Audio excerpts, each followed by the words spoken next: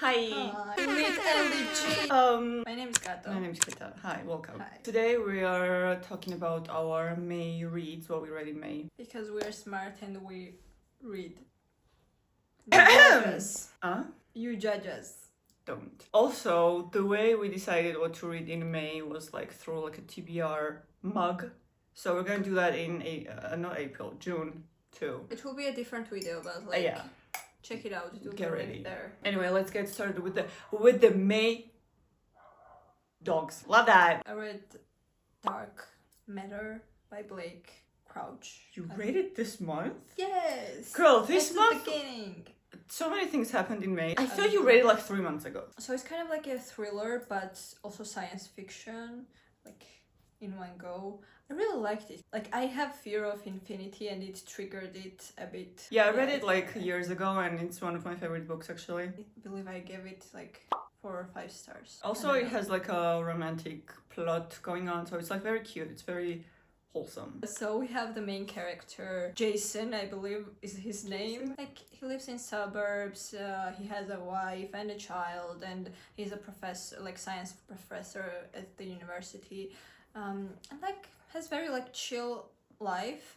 And yeah, he could have been like more successful in science, but he chose, like when they were younger, his wife got pregnant, so he chose to like dedicate his life to his family more than to his career. So very chill life. But one day, like he gets kidnapped and shoved into the world where like he kind of made a different choice. Him and his wife decided to don't go through with the pregnancy, and like he's very successful there, but like he wants to go back to his wife because he loves his wife and child. So yeah, that's like what happened. We don't know.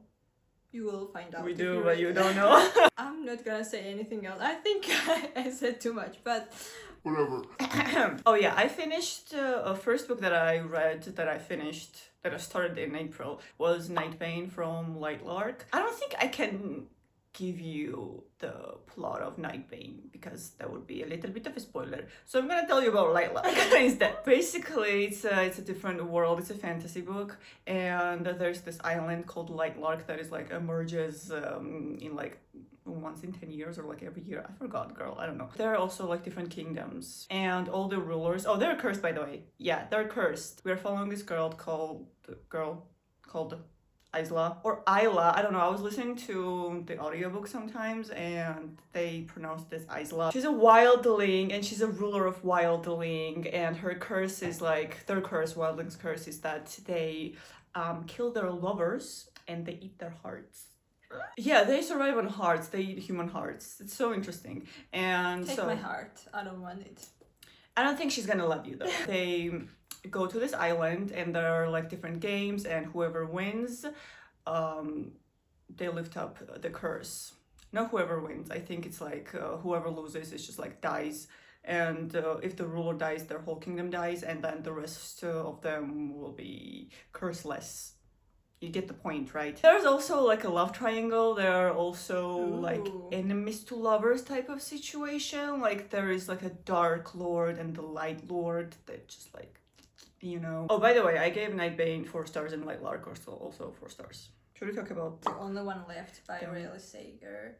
Oh my god! The plot twist and everything. It is a thriller, by the way. Yeah, I gave it 5 stars immediately because it was so good. It felt like watching a telenovela, basically. Oh yes, because like the amount of things that were happening, I'm like, what's going on? But like also, so basically it's about this woman. Who is a caregiver? What's her name? Kit Kat.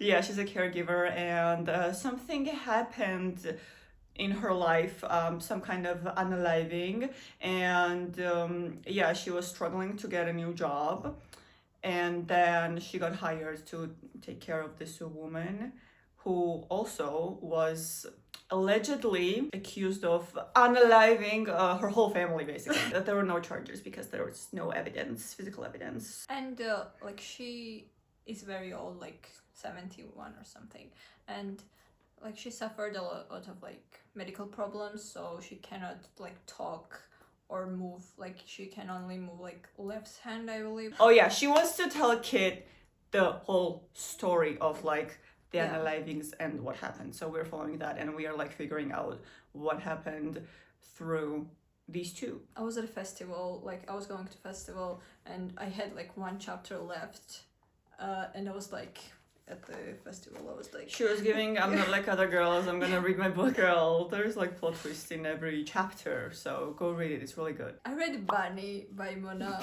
Odd. This book, oh my god, it's also like 5-star read. It was so absurd and surreal and very confusing at times, but in like best way possible, literally. It's kind of like a mix of thriller, horror, everything really. Like it's magical realism, so like there is a fantasy elements to it and everything. It's kind of like if you like combine Secret History and Mean Girls. Honestly love that. I think it speaks to itself, like how absurd this book is. So basically follow this girl, Samantha, who studies at Warren University, and it's also like play of words because Warren is kind of like where like bunnies and rabbits live. Like at the campus there are like a lot of like rabbits hopping around. That is so cute! Not really. Kind of like attends this workshop, like a class with other 4 girls who are like very like mean girl vibes. Basically they're like calling each other like they're like rich and spoiled, and they call each other bunnies and everything. Bunny is actually such a cute nickname. Samantha kind of feels left out. She really doesn't have like many friends, like only one friend, and her mom is dead. Okay. She's literally like alone. She gets invited to Smut Salon, which is like a secret like meeting of like bunnies. Kind of like culty vibes. And that's how it starts. Like less you know, the better. I want to read that actually. Okay, my next one is, listen, this book was following us through our whole journey of this book talk, BookTube. It's Quicksilver by Kelly Hart. Finally, someone read it. A girl! My thing is that I'm not really that big of a fan of spicy books, like smutty books. There was so much, girl, get off her! So it's like, it started pretty early, and like the moment they saw each other, which like kind of makes sense if you like read the whole book, why they're like so like you. But chill. For a bit, we get it. Well, it said fae and alchemy, and it kind of makes sense, but also, aside from the smutty part, because I feel like a lot of people would like that, it's just like, there were like so many things just like missing. Also, the main character, the guy's name's Kingfisher. Hello. They're calling him Fisher. We're like bashing on this book. It's not that bad. I gave it 3 stars, which is like still pretty good. It needed some like more elements because the alchemy world wasn't really explored. Quicksilver is like liquidy silver, and she's like forging these like things from Quicksilver, and she's talking to Quicksilver, and Quicksilver is answering. It was so weird. Other than that, the world is pretty interesting because I don't know if it's a spoiler, but there are like different worlds that you can travel to, but it's like different like dimensions or no, different worlds, like quite literally like different planets. Yeah, there are like different creatures and different there are different monsters. There was like a giant spider at some point. That was disgusting. They need Quicksilver to, there's a war basically, and they need Quicksilver to forge like this weapons and stuff like that so they can like fight. Also, the one character that I fucking hated in the beginning, he was my favorite because he's a dick from in the beginning. He's like literally like, oh my god. of course. But he's so fun. He's so funny, and he's literally.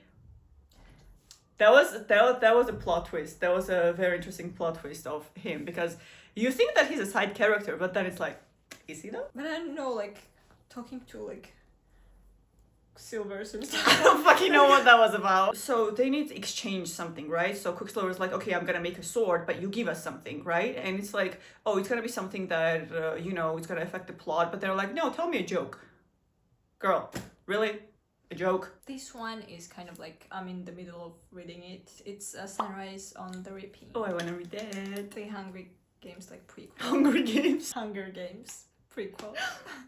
They're hungry again. To be honest with you, like I have not read Hunger Games, like the whole trilogy and the like prequel before this one. But like I watched all the movies and I haven't read like up to 1 million word fan fiction about it. So Well, it's about like Hamish, if you remember, like he's the mentor of Peta and Katniss. yes. I don't know, like I'm really like intrigued about his life because he kind of reminds me of Sirius Black. I'm excited to like finish it. Okay, my next one is None of This Is True by Lucy Jewell. I think I gave it 4 stars because I loved it, but there was like, I cannot really pinpoint what was missing, but there was something missing. I don't know what. So basically it's about 2 women that have the same birthday and they meet at this bar, and one of them is a podcaster, the other one is just like, she's living a chill life with her husband and her daughters. She approaches this other woman and she's like,